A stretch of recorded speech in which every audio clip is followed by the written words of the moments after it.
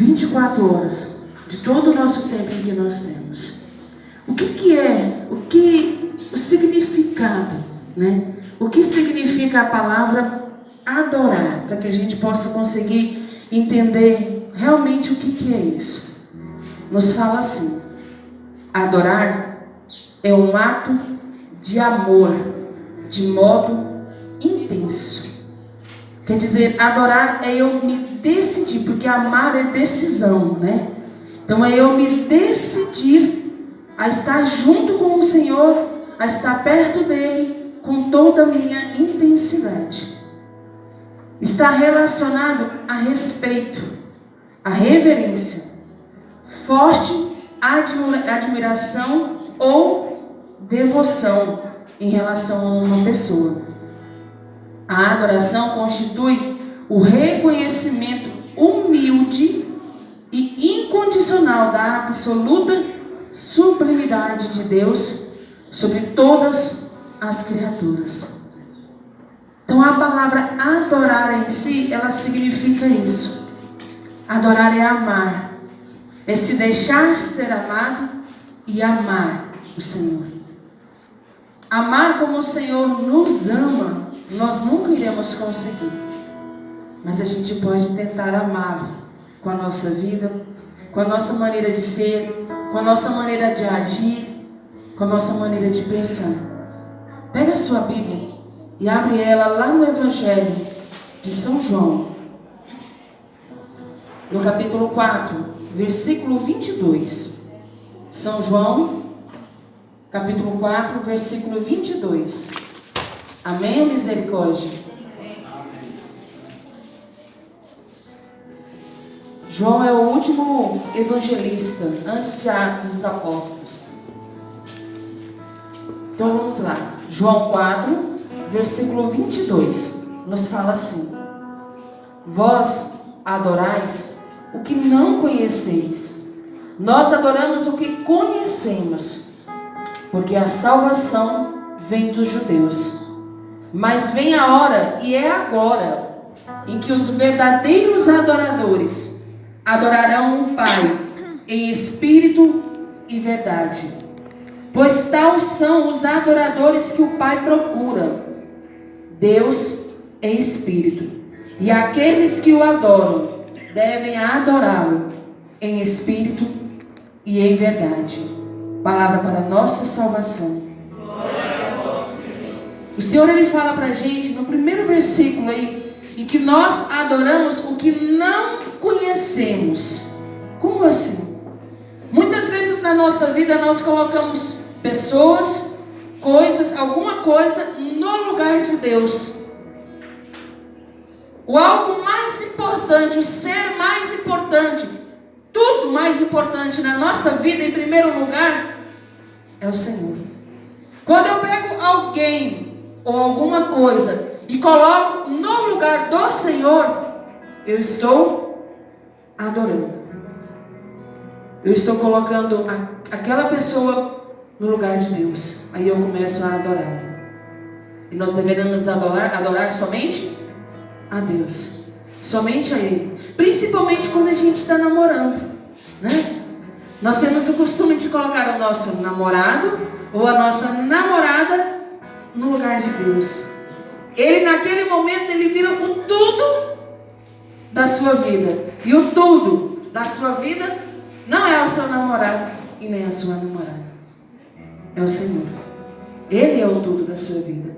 Aí a palavra ainda nos fala assim: e é agora. O Senhor, ele deseja, é hoje, não é amanhã. A sua decisão de adorar ao Senhor tem que ser agora. Eu decido. Tudo na minha vida tem que ser decisão. Tem que ser decisão. Eu decido amar. Se eu não gosto, eu decido odiar. Eu decido falar mal, eu decido falar bem, eu decido levantar as pessoas, eu decido ajudar e eu decido colocar para baixo também. Tudo na minha vida é decisão. Então o Senhor hoje, ele chama eu e você a tomar uma decisão na nossa vida. Hoje, agora. Na palavra fala, e é agora a minha decisão de me tornar um verdadeiro adorador. Um verdadeiro adorador. Na palavra assim ainda fala: o Pai procura quem o adora em espírito e em verdade. Às vezes a gente vem na igreja, na capela, e às vezes a gente não sabe o que falar para o Senhor, né? Mas como adorar ao Senhor? O que eu vou falar para Ele? O que eu vou dizer para Ele? Primeiramente, para adorar ao Senhor, eu adoro com o meu coração. Aquilo que está dentro de mim. Aquilo que está lá dentro, no mais profundo do meu ser. Segundo, se você não tem o que falar, não fala. Só fique. Só fique ali. Quando o Senhor Ele se entregou em uma cruz, quando o Senhor Ele se entregou para morrer por cada um de nós, Ele se entregou à morte, Ele nos fez um convite a estar mais ainda perto dEle. Ele se doou a mim e a você. Sabe qual é o nosso maior problema? Nós não conseguimos entender que o Senhor Ele fez um sacrifício por nós. As capelas das igrejas, elas deveriam estar cheias 24 horas de pessoas adorando ao Senhor. Cada um no seu horário, cada um no seu tempo. Mas deveria estar. Porque o meu coração deveria estar cheio de gratidão por aquilo que o Senhor já fez na minha vida. Não é por aquilo que Ele ainda vai fazer. Não, por aquilo que Ele já fez. Pelas graças em que eu já recebi, pelo dom da minha vida, pela família que eu tenho, por tudo que já aconteceu. As nossas igrejas deveriam estar cheias, repletas. Mas para que eu possa adorar, primeiro eu preciso acreditar. Você realmente acredita que naquele pedacinho de pão de farinha de trigo, né, molhada na água? Tem até uma música que fala assim, né? De farinha de trigo molhada na água. Você realmente acredita que ali Jesus está? Quando você olha para aquela hóstia consagrada que é levantada ali no altar, você vê Jesus? Você vê? Para que eu consiga adorar ao Senhor, eu preciso primeiro acreditar nisso. Eu preciso primeiro entender a graça desse milagre do Senhor. Vai lá em João, mais na frente um pouquinho, no capítulo 6. Só 2 folhas aí, mais ou menos. Capítulo 6, versículo 47. 6, 47. Nos fala assim: em verdade eu vos digo, aquele que crê tem a vida eterna. Eu sou o pão da vida. Vossos pais no deserto comeram maná e morreram. Este pão é o que desce do céu, para que não pereça quem dele comer. Eu sou o pão vivo descido do céu. Quem comer deste pão viverá para sempre. O pão que eu darei é a minha carne, para a vida do mundo. No versículo 53, só pula um versículo. Em verdade eu vos digo, se não comerdes a carne do Filho do Homem, e não beberdes do seu sangue, não tereis a vida em vós. Quem come minha carne e bebe o meu sangue tem vida eterna, e eu o ressuscitarei no último dia. Pois minha carne é verdadeira comida e o meu sangue é verdadeira bebida. Quem come minha carne e bebe o meu sangue permanece em mim e eu nele. Palavra para a nossa salvação. Será que vocês conseguiram entender? Não é um pedaço de pão, não é farinha de trigo molhada na água, não é vinho, é corpo, é sangue, alma e divindade do Senhor. É Ele que está ali presente. Quantas vezes a gente vem na missa, entra dentro da igreja, bate a bunda no banco e começa a conversar? Quantas vezes a gente passa na porta da igreja e não está nem aí para quem está ali dentro? Jesus, Ele está aqui, ó, nos esperando dia e noite. A gente entra dentro da igreja, devolve o nosso dízimo, vira para trás e vai embora. O dono da casa não é visitado. O dono da casa não é nem visto. Não precisa responder. Não precisa, só na sua mente. Responda para você. Você foi na missa hoje? Você foi? Se você não foi, perdão de eu te falar. E se você não sabia, ok. Agora você vai ficar sabendo. Se você não foi na missa hoje e está vindo no grupo de oração, você está em pecado mortal. E não sou eu que estou falando, não. Se você não veio fazer aquilo que o Senhor te chamou a fazer, os seus preceitos, você hoje está em pecado mortal. No Catecismo da Igreja Católica, no parágrafo 2181, nos fala assim: a Eucaristia do domingo fundamenta e sanciona toda a prática cristã. Por isso os fiéis são obrigados a participar da Eucaristia nos dias de preceito.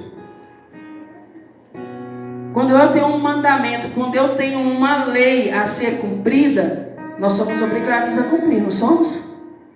Se você estiver dirigindo sem carteira, sem habilitação e a polícia te parar, acontece o quê? Você perde seu carro, sua habilitação, às vezes você perde pontos, ou se você não perder a carteira, não é assim?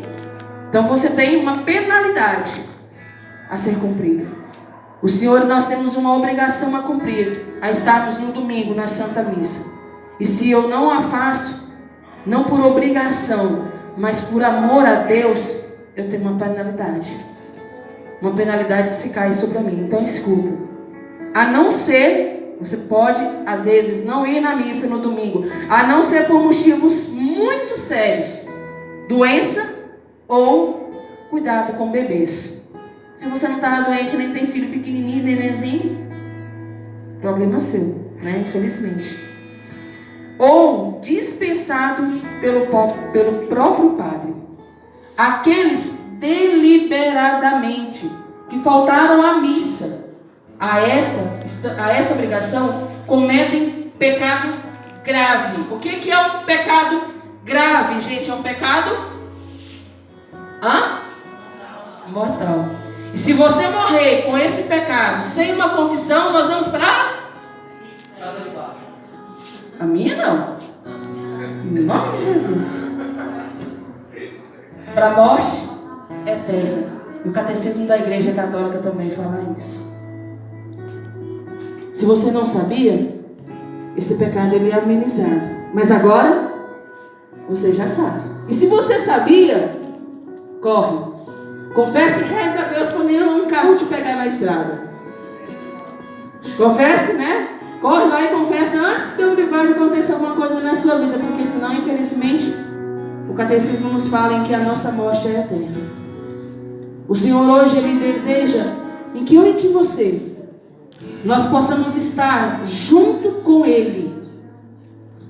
Como? Organiza a sua vida. Organiza o seu tempo. A gente tem a maior desculpa da nossa vida de falar, eu não tenho tempo. Tem. Você tem tempo para ficar meia hora no celular. Ou você tem tempo para ficar 24 horas no celular. Você tem tempo. Por que você não tem tempo para ficar alguns minutos junto com o Senhor? Com o seu Criador? Às vezes é porque nós não passamos uma experiência com Ele realmente. Porque quando eu tenho uma experiência com Deus, quando eu sinto o amor dEle tocar dentro de mim, a vontade que eu tenho é de estar ali grudado, juntinho. Ou não é assim com o seu namorado, com a sua namorada? Se não é, você pode começar a pensar direitinho se está dando certo. Você não era assim não, Marcos, com a Érica?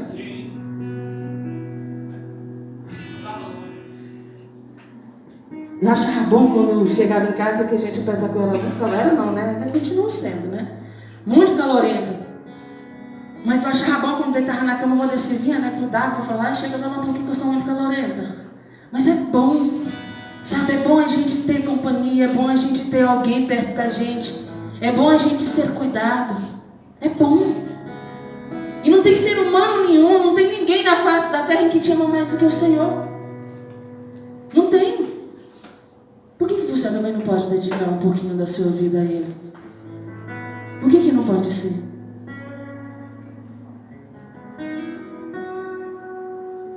Senhor, Ele me chama. E Ele me chama primeiro, antes de chamar cada um de vocês, a estarmos junto com Ele.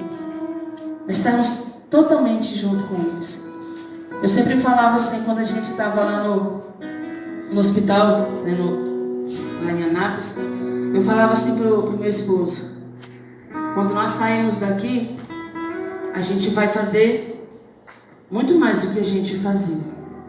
A gente vai levar a palavra do Senhor muito mais do que a gente já levava. Se você, ele sempre falava assim, né? Você não para, você não quer, você não se cega, né? E eu falava para ele assim: se você acha que eu não paro, que eu não quero, que eu não sossego, você não vai parar, não vai quietar e não vai sossegar. Porque aquilo que o Senhor realiza em nós, não é que você tem que pagar, não é que você tem uma dívida, mas por amor a Ele, por amor a esse sentimento a qual você sente dentro do seu coração em que Ele te concede, nós temos uma obrigação de fazer algo a Ele também. E o Senhor, Ele não pede nada em troca. O que eu dou, o que eu faço, é de vontade, é de coração. O Senhor hoje, Ele te convida a isso, a você abandonar mesmo, a você largar e estar na presença dEle. Mas sabe quem é que vai te convencer a isso? Somente o Espírito Santo. Na palavra do Senhor, Ele fala que o Espírito Santo, Ele nos convence. Então somente Ele é que vai nos convencer a organizarmos a nossa vida para estarmos em adoração. Quantas pessoas que nós conhecemos e que tiveram experiências extraordinárias adorando ao Senhor. Esses tempos atrás eu vim, né, no Santíssimo, e eu queria rezar, né, eu queria conversar com Ele. Aí a gente chega e a gente não consegue falar, né? Porque não dá pra gente falar. Aí eu sentei no chão e só fiquei quietinha, de olhos fechados, sem falar nada. E o Senhor, Ele foi agindo. O Senhor, Ele foi fazendo aquilo que era necessário ser feito na minha vida. E Ele faz, sabe por quê? Porque Ele te conhece. Ele sabe do que você precisa muito mais do que você. Ele sabe do que você necessita muito mais do que você. Às vezes a gente é tão ferido, é tão magoado, é tão machucado, e quando a gente chega perto do Senhor, a única coisa que a gente faz é chorar. O Senhor sabe do que você precisa. Ele sabe. Ele só quer que nós estejamos perto dEle, que nós estejamos junto com Ele. Para a gente finalizar e rezarmos, quando meu esposo entrou na UTI na quinta-feira, eu fui para uma pousada dormir, tentar dormir. E quando foi de manhãzinha que eu acordei, a primeira coisa que eu escutei foi o badalar do sino da igreja. Adivinha qual era o nome da igreja lá? Santana. Era dos franciscanos. Aí eu desci, né, e fui lá para a igreja. Na hora que eu olhei assim no negócio que fica lá, esqueci como é que é o nome, onde fica o nome, né, da igreja. Eu olhei assim, Santana. Eu falei: Senhor, o Senhor providenciou uma igreja na esquina e ainda é minha comunidade, né? Deus é bom demais, maravilhoso. Aí entrei e fui conversar com Ele. E ali naquele momento, na sexta-feira, ali eu rasguei o meu coração para o Senhor. Falei para Ele tudo que eu estava sentindo, tudo que eu queria, tudo que eu desejava. E pedi para Ele: Senhor, se for da Tua vontade, faz. Se for a vontade do Senhor, o Senhor que vê além do que eu vejo, se for da Sua vontade, o Senhor realiza. Porque o meu desejo é esse, a minha vontade é essa. Mas o Senhor, Ele faz do jeito em que Ele acha que é melhor, do jeito em que Ele vê em que é o correto para você, não do jeito em que você quer. Nós precisamos entender isso. Deus, Ele é um Deus na minha vida, organizando tudo ou não do jeito que eu quero. Tem uma música, ela é até protestante, que fala assim: se Deus fizer, Ele é Deus. Se não fizer, continua sendo Deus. Se a doença vier, Ele é Deus. Se curado eu for, continua sendo Deus. Não importa o que Deus faça na sua vida, Ele continua sendo Deus. Não importa aquilo que vai acontecer na sua vida, Ele continua sendo o seu Deus.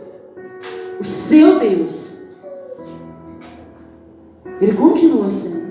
Naquele momento ali no quarto, quando eu escutava essa música, o Senhor falava para mim assim: olha, não importa o que vier daqui para frente, continue junto comigo. Esteja junto comigo. Não se afaste de mim. Não me abandone. O dia que nós tivemos uma reunião aqui, que a gente estava subindo, uma colega pegou e falou assim: nossa, que bom que você está. Achei que você não ia vir mais. Achei que você ia sair, né, da igreja. Aí eu olhei para ela assim e falei assim: minha irmã, ingrata eu seria se eu fizesse uma coisa dessa. Ingrata eu seria. Porque Deus sabe o que é melhor para cada um de nós. Ele sabe. Aí sim, agora sim, mais ainda sim, a minha vida tem que ser do Senhor. Muito mais ainda. Aquilo que o Senhor pede na palavra, que Ele procura adoradores em espírito e em verdade, adoradores verdadeiros, adoradores em que se levantam em defesa de uma juventude, adoradores em que se levantam em defesa de uma família, em defesa de uma cidade, em defesa de qualquer coisa. É isso que o Senhor deseja de nós, verdadeiros adoradores. E o meu coração precisa palpitar nessa vontade, nesse desejo de adorar ao Senhor, de estar perto dEle, junto com Ele. Feche seus olhos. Coloca a sua Bíblia. Se tiver uma cadeira vaga, coloca aí na cadeira vaga. Se não tiver, deixa em cima das suas pernas.